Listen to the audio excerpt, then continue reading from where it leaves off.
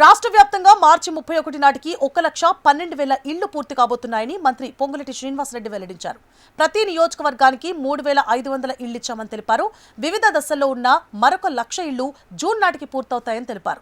మే మొదటి వారంలో రెండో విడత ఇందిరమ్మ ఇళ్లు ఇస్తామన్నారు. ఇళ్లు పూర్తయినా కాకపోయినా లబ్ధిదారులకు ఫైనల్ చేస్తామని తెలిపారు. పెండింగ్ పనులను రాష్ట్ర ప్రభుత్వం తరపున పూర్తి చేస్తామని కూడా తెలిపారు. ఆయన ప్రతి అర్హుడైన పేదవాడికి ఇందిరమ్మ ఇళ్లు ఇస్తామని హామీనిచ్చారు. ప్రతి నియోజకవర్గానికి 3,500 ఇచ్చాం.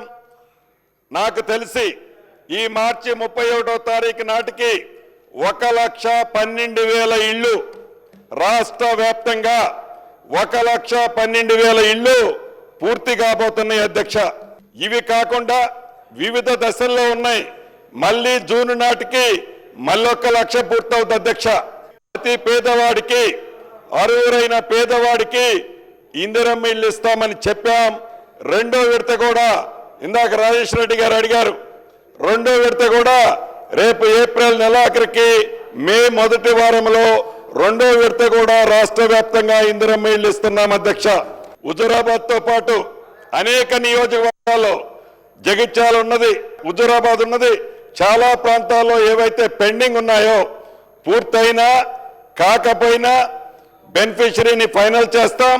పెండింగ్ వర్కులు రాష్ట్ర ప్రభుత్వ పక్షాన పూర్తి చేసి ఆ నిరుపేదలకి ఎక్కడ ఇబ్బంది జరగకుండా అన్ని చర్యలు రాష్ట్ర ప్రభుత్వ పక్షాన చేపడతాం అధ్యక్ష.